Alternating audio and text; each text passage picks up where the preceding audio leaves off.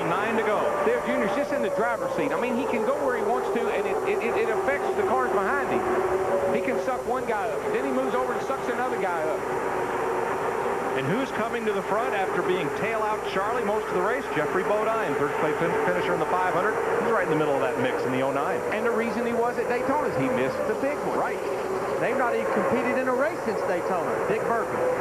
Well, Jeffrey Bodine has not felt well in that car all day. From lap 50 on, he has been dehydrated. He has not felt well on every pit stop. They've given him cold water. He stuffed ice into his uniform. Remember, he has not raced since the Daytona 500. This is a very hot day. Bodine, an incredibly heroic effort just to still be in the car. They were looking for some. There's a caution on the speedway. Mark Martin's car cannot make it back to pit road. That draws the caution. We will get this race restarted, but Dale Earnhardt Jr. will bring them to the caution flag. And we're inside 10 laps to go, so it'll be a single file restart. Thank goodness for electronic scoring transponders. I would hate to have to sort out that run to the line to give you a restart over. From about 4th to 20th. Well, the 4th place car was 0.3 of a second behind the lead. The 18th place car was 1 second behind the lead. That is a gaggle of cars. We're going to finish this under green. We'll be right back. Don't get out and fix the fender. Have a little fun. Green flag. Dale Jarrett ran into the back of Sterling Marlin as they took the green. Here we go. Trying to anticipate the start. Ward Burton ducks out. Hooks up with his brother Jeff. Jimmy Johnson just ahead of them. And there you see Dale Jr. getting that big lead. Buddy, I just don't know about that. Clear 3 back. Kicking Jeffrey Bodine, the 09 car there, out of the line. He's to the top side. That's an awfully big lead to have there, Darrell. It is. Oh, here comes Ward Burton. Right behind him, Kurt Busch and Sterling Marlin. 3 back. Whoa! Now that's what Dale Jr. wanted to see. Get that bunch behind him. Get them racing each other. Get them side by side. Slice and dice. Play both sides of the street. Work the middle. Here comes Ward. Daytona 500 winner Burton in the 22. 2 by 2 behind him. Jeff 2 by in the 2 behind 99. Michael. Now, if Michael would stay behind Dale Jr., I don't think they got anything to worry about. But I don't know if Michael's going to do that or not. Ooh. Those guys running side by side, that's not going to help nobody right there as far as Michael. 3 laps to go. See, one thing that Michael's worried about is that his car's not fast as Dale Jr.'s, and he's going to have to fend off these guys when they get to him. Ran through a little speedy dry there. You saw a little dust up from Michael's onboard as they went into turn 1. Boy, Jr.'s car is just so fast through the center of the corner. He just is able to pull everybody right there. Whoa! Jimmy Johnson. And that 48. Got a great run, but see what that zigging and zagging did to him? It broke his momentum, and there come Ward. That helped the heck out of the 22 car, and now he's up beside of Michael. But he don't have a lot of help behind him right now up there. A lot of folks behind him, just not a lot of help. Not close. Boy, this is really nerve-wracking for Dale Jr. He's got to make the right move. He's got to make the right move to keep those guys behind him. 2 laps to go. Here comes Jimmy Johnson. He's got a fast car. He can't find any place to go. He got no place to run it. 15's got a big run. Now here comes Michael right to the back bumper of Earnhardt Jr. But watch that 8 car pull through the center of the corner. He really accelerates right through the center of the corner. File.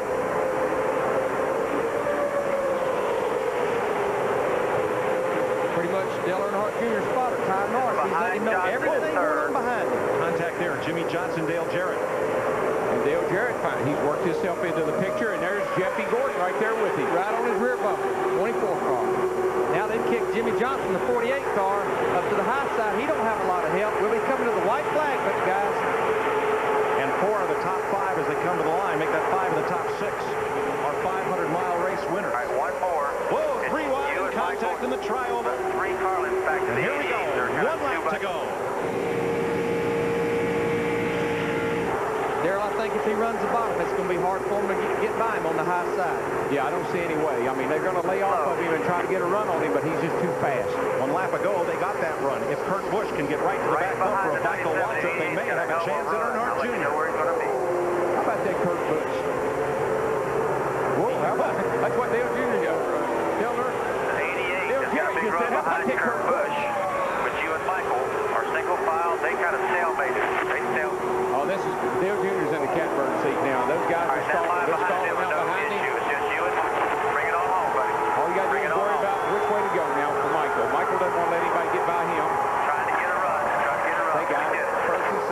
comes Michael to the bottom, and he's going to run out of time. Jr. wins at Talladega. Michael second, Kurt Busch third, Jeff Gordon fourth, Kenny Wallace fifth, and that Michael Walker. How about that? That's 3 DEI cars, 8, 15, and 98. First, second, and fifth. For Dale Earnhardt Jr., his second straight Talladega win. He's only started 5 Winston Cup races here. He's won 2 of them, and he's won 3 of the last 4 restrictor plate races. Well, I tell you, those guys gave him one fast race car today. I mean, he just had a car that could lead the race. Nobody could pass him. Everybody tried. Led a lot of laps. Dominated this show. Kurt Busch finishes 3rd in this race for the 2nd straight year, and let's go to Dick Berggren. And now with Tony Eury Sr., he is on his way to victory lane. How much of today was car, and how much of it was that young man behind the wheel, Tony? Well, definitely he's one hell of a wheel man here, but I think we owe that one right there to Michael Waltrip. This DEI brigade at these speedways has turned into something big. We even had Kenny Wallace coming on there with our old 2000 car, so Steve got messed up in a wreck, and he got tore up, but all them DEI cars run good. Richie did one heck of a job in that engine shop there. Fab shop, great job. All their cars ran good this week. They all qualified good, and took 220 people at DEI to win this race. Well, congratulations. Go on to victory lane and celebrate. Hey, look at this. Donuts in the infield. Remember the 98 Daytona 500? Doing those donuts in the infield, right there, grass before victory lane. Yep. Dale Earnhardt. And here's Junior. And these fans They're just going crazy. They love it.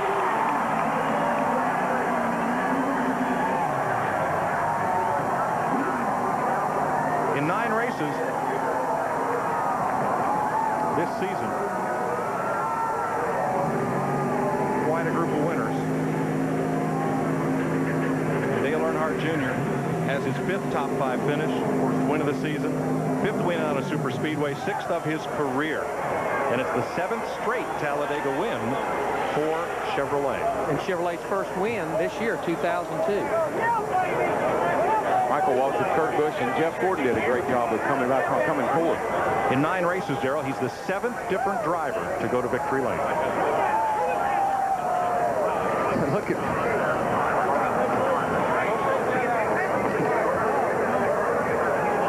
got to be one tired young man. It takes a lot of not only physical ability to hang in there all day, but a lot of mental ability as well. Yeah, come on out. It's a physically demanding track, but it's also very mentally demanding. He led 133 of the 188 laps. His dad was the intimidator. Today, Junior was the dominator. That's it, right. Matt Yoakum. In a shower of bud, Dale Earnhardt Jr. breaks a winless streak dating back to his win here last fall.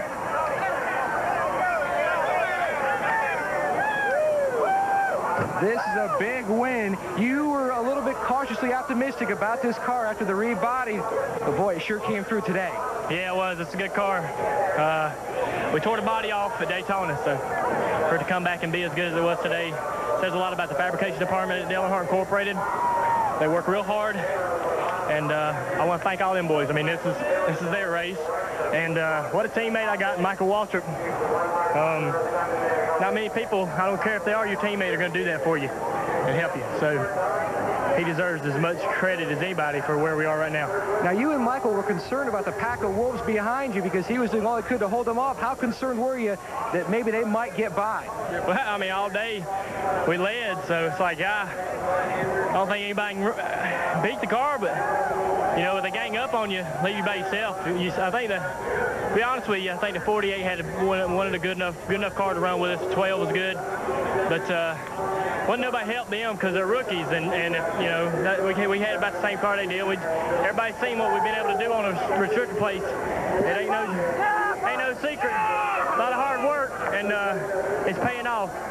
You averaged 26 in your rookie year, 3rd last year, average finish in the plate tracks, 1 for 2 this year. How did you turn it around? Well, we've always ran up front. Even in my rookie season, we were qualifying up front, running up front.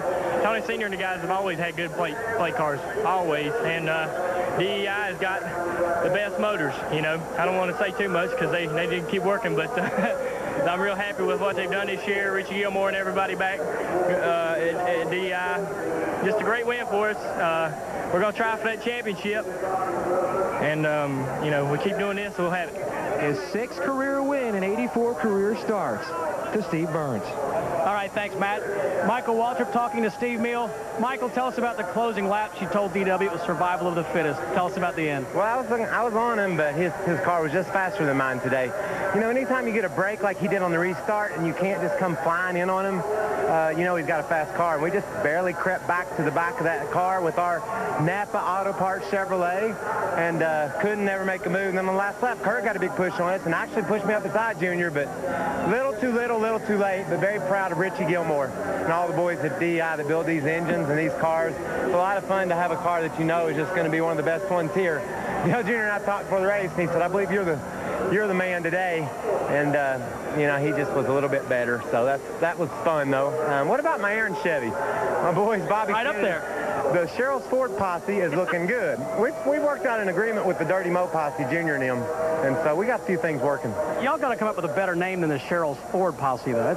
Well, we're just barely a posse. Let us get our stripes, our colors first, and then we'll get a cool name. You're more of a unit now. We're more of a group. All right, thanks. We're like the volunteer fire department. All right, let's go to Dick Berggren. Well, Kurt Busch's first ever career top 3 came right here at Talladega in this event, and you've matched that again. But I was watching that race, and it just seemed as if you were riding solo out there. How'd you pull out a top 3 running solo when no one wanted to run with you? Having fun, aren't we, Dick? This is awesome. It was kind of like a college test.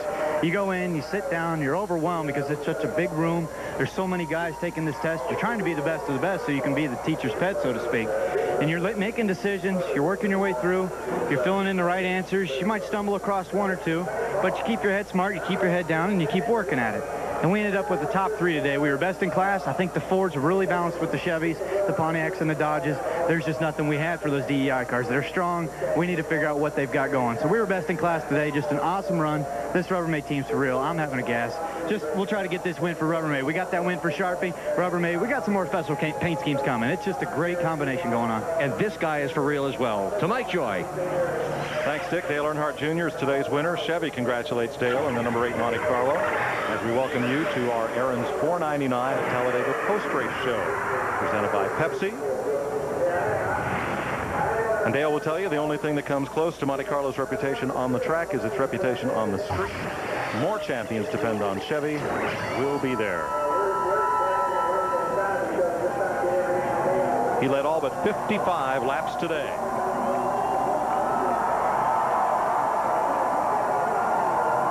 That looks like fun. I like to do that. I guarantee you he's having fun right there. I guarantee he is too. Of course, he will pay for that grass.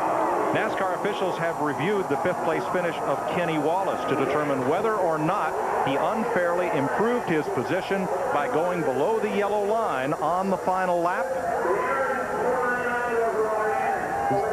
Determination of the officials is that he did benefit by going below the yellow line, and he has been moved from 5th to the last car on the lead lap, 21st. Oh, Michael's not going to like that. Here's a look at the order of finish. Fire department's going to have to put out a fire. Sterling Martin in 5th. Boy, he's going to really distance himself on Matt Kenson, who finished 30th today in the points. Jimmy Johnson. Kyle Petty. Good run. Good run. Good run.